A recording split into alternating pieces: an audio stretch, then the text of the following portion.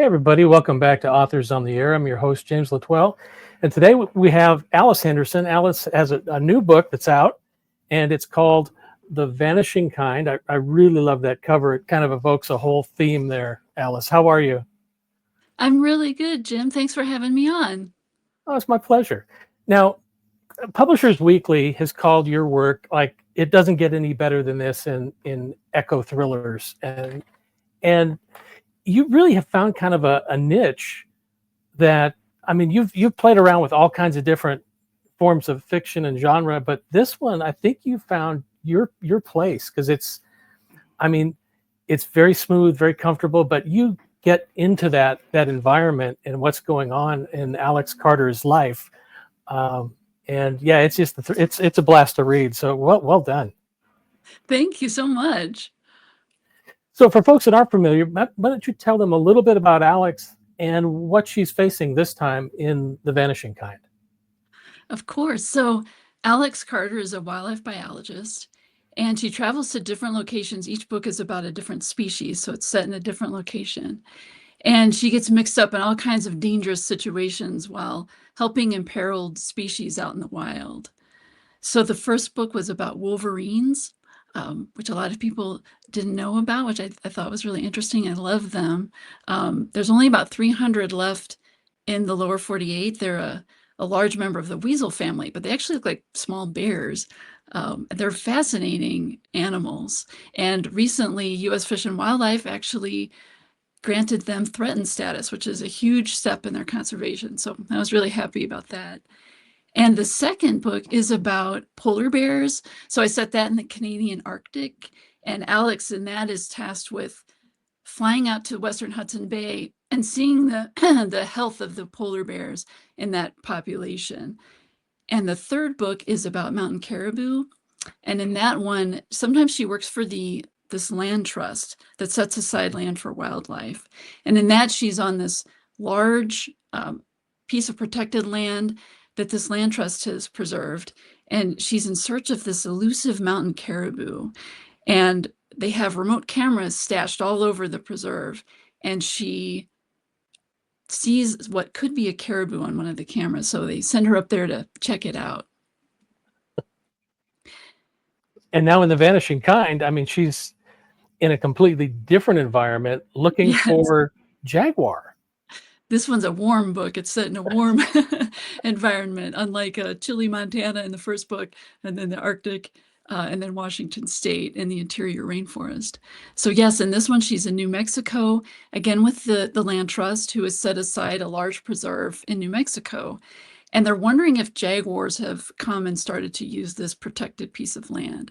So she's sent up there and she sets out remote cameras and hair snares in the hopes of capturing some images and little pieces of hair from some jaguars. But there's mysterious things going on. There's an archaeological team that's doing an excavation there, and there's these strange holes that are appearing around the preserve. And most dangerously, there's a group of anti-immigrant vigilantes who are disturbing both her work and the archaeologist work. Yeah, and all of those kind of come together in the story that's, I mean, really well plotted out. It was just fun to read that. Now, this, your settings are so rich and evocative. I mean, you have a way of throwing people right into that scene, like in New Mexico, when Alex is, scurrying around out there. And I know from your social media, you're out there in the wilderness taking photos, looking at environments and animals. How much research does it take to pull off a book like The Vanishing Kind? So much research. But I love that stage of it. So yes, I went to New Mexico for a land trust and was looking for jaguars actually myself and other like endangered bats. I really love doing these surveys for species presence out in the field. So like Alex, I set out remote cameras and bioacoustic recorders and hope to get jaguar growls or find tracks or get photos. So I just really steeped in that environment of New Mexico while I'm out in the field working on these books. I just try to note down everything that I'm noticing, all the sensory details like what does it look like? What does the air feel like? What does it smell like? What kind of birds am I hearing around me? Mhm. And I make all these detailed notes just to get the environment and the atmosphere of the book down. And then as far as the science fact, because I think it's really important to have accurate science in these books, I do a ton of research on the actual animal, in this case, the jaguar, and its lifespan and what it eats and how it tends to hunt prey and all kinds of things like that. So it's pretty extensive research. And part of the challenge I find is um, making that research digestible and Yes. conversational. And so you're not reading along in a suspenseful scene and then you're like, oh, here we go with this slog of facts, you know. So Yeah. that's one of my challenges writing these books. So hopefully I make them, you know, smoothly into the narrative. Yeah, and I think you do because yeah, I think we've all read those kind of books where all of a sudden you're just going along. Here's a climax going to happen, and here's an info dump. But Yes. yeah, it my jaguar might crawl up on me here. Just fair warning.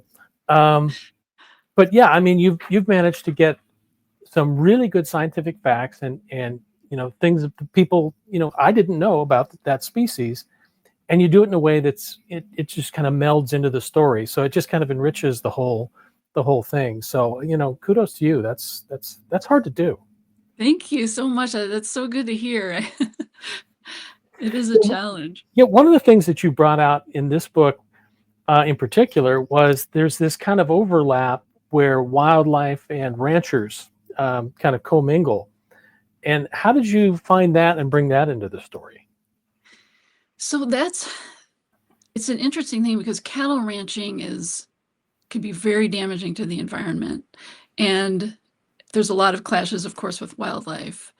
And a lot of people have this misconception that predators like jaguars, mountain lions, wolves, coyotes, and so on kill a lot of livestock. And they actually don't. In fact, the latest statistics are that all of those species combined, so all carnivores combined, are less than 1% of the Hmm, fatalities.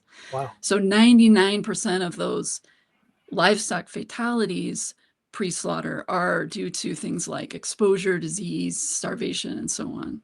Hmm. So there's ways that ranchers can work with predators so that, and they are compensated also for those losses, but there's ways that you can work with these predators to minimize any impact it might have on your herd. For example, like putting llamas with them helps. Having all calving take place in a well-lit area, not letting cattle graze up into forested areas so you can kind of fence off really wooded areas. Another important thing is um, leaving the natural prey of these predators intact. So these natural populations of deer, pronghorn, um, elk, leave them, you know, don't hunt them to extinction around your ranch. So the land trust I volunteer with has talked a lot about this, and also the Nature Conservancy, which I volunteered with. They will have these great relationships with ranchers where land will be protected from, say, logging or other threats, and the ranchers use it, they cohabitate on there with natural wildlife, which is a great uh, compromise and very beneficial to predators when ranchers are predator friendly. Yeah, you kind of saw that balance that they were trying to strike in the book, especially with the ranchers and what they were trying to do. But yeah, it's a tough balance. Now, Alex is a really interesting character. I think you've done a really good job with her over the books. This one, I almost thought she was going to have a somewhat of a real life that normal people would have, and yet once again, you rip her out of that, rip her out of the relationships, and throw her in the wilderness. How did you go about creating a character like Alex? Well, poor Alex, right? She's alone all the time and very much cherishes the little social time she does have with, say, her father and her best friend Zoe. Mm-hmm. Uh, it is kind of lonely work, you know, being out in the field, and if you're gone a lot out into these wild places like Alex is, out in these remote areas where there's really not a lot of people around, if anyone. And so she struggles with, she's a human, she wants social contact, and but given her job, it's not really that conducive to having social time with people. And it's not like she's in an area where she can go to a pub or a club or hang out and date people, or be on online dating or something like that. So she is pretty isolated. And but at the same time, she's so dedicated to helping these species, and she has so much solace being out in nature that she kind of just accepts, like, okay, if I'm going to do this, if I'm going to fight for these species, it's going to mean I'm alone a lot of the time, and I have to be okay with that. So when she does have the opportunity to be social, say with other people in the field or with her friend Zoe or her dad, she definitely takes advantage of that opportunity to kind of get all her social contact in. Yeah, she does. But I think everything she's gone through has made her so self-reliant. Yeah, we are going to get a panther sighting here. My Hello, house panther. Panther. Yep. Wow. But it's made Alex incredibly self-reliant and strong, and it's kind of made her who she is. And she's just a badass character. She's really good. I love it. Thank you so much. I Yeah. really wanted her to be, that was so important to me, to be, that she be self-reliant. Mm. And she knows the martial art Jeet Kune Do. And out of financial necessity, as a college student who was broke, she learned how to fix her own car, and she can tinker with other kinds of machines. And she's very resourceful. Her mother was a pilot in the Air Force, and would play these survival games with Alex where she had to like be dropped off in the middle of the woods and find her way home, or learn how to orienteer, to read maps, to defend herself. Her mom would put her in these scenarios, imaginary, where she would be threatened and she'd have to think of, what do I have at hand? What tools do I have? What skills do I have to get out of this? Right. So Alex uses a lot of what's around her to get out of these situations. So yeah, no, and you've done something in this book. I mean, it's almost ripped from the headlines, where you've got these anti-immigrant militia forces that are kind of encroaching on everything down there. And how did you come to want to bring that thread into the book? Well, I feel a lot of compassion toward people who have, escaped from these war-torn, very dangerous places and made these incredible treks up here looking for a better life. And it just makes me really sad that more people aren't compassionate about that kind of struggle. And of course, with white supremacy and other ugly kinds of ideologies mixed in with that, it's just, I just feel a lot of compassion, and I wanted to address that. And also, in addition to humans, a border wall, like those 30-foot tall, just steel walls, don't only stop humans from crossing, they stop wildlife. Right. And the wildlife need to be able to cross in order to find new territory, find mates, find new sources of food, especially as more and more natural habitats are destroyed by encroaching development.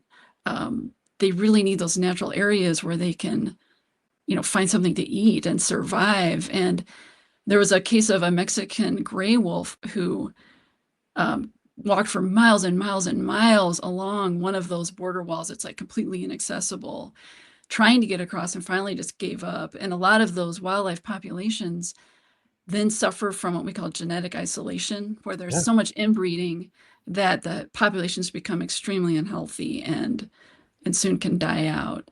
So jaguars are one of those species that needs to be able to cross. And we used to have quite a few jaguars here in America. And now it's one, I think, or two. There might be a second one that they've caught on cameras crossing. So that was another thing I wanted to address, that there are ways to surveil the border, say with infrared or cameras, that aren't these impenetrable ways that wildlife can't use to cross. So right. Yeah, no, and you managed to pull that in as a plot thread effectively, and again, not in a preaching way about political issue out of it. But you got the point across that, yeah, this affects, almost everything, the animals, the people, and, everything we have. So what's next for Alex? Where are you going to bring her now? My next book, which I just finished and sent to my editor, and this is my first announcement of it. Oh, good. It's set in Hawaii, and wow. It's about sea turtles, specifically hawksbills. So again, a very different environment than what the previous books were, but I loved writing it. And of course, going to Hawaii for research isn't too shabby either. That's not too bad. Yeah. Yeah. Well, good. Now I'm looking forward to that. That'll be fun. Now, we're going to finish with something we call 3 quick hits. And that's, I want to put you in Alex's headspace. And I'll just ask you 3 quick questions and answer them how Alice would. Okay. Or Alex would. What's her favorite music? What does she listen to? Oh boy, oboe music, like Rimsky-Korsakov's Scheherazade would be a hit with Alex because she's an oboe player. Nice. How about her favorite drink? What does she like to drink? She likes margaritas the best, with a little bit of lime and some agave juice. Nice. But she rarely drinks, so when she does, a margarita. Yeah. And how about what's her greatest fear? Ooh, I think that she would fail in her mission, that she's struggling to help a certain species survive, and she's not successful. Yeah. And the species is extinct or extirpated. Yep, that totally makes sense. Folks, we've been talking with Alice about The Vanishing Kind, the new book that's coming out. And not often, but this is Not My Cat approved because there's jaguars in it. So Alice, this has been a blast to talk with you. Thanks for coming on Authors on the Air. Thank you so much, Jim. This has been wonderful. All right, you take care. You too. Take care.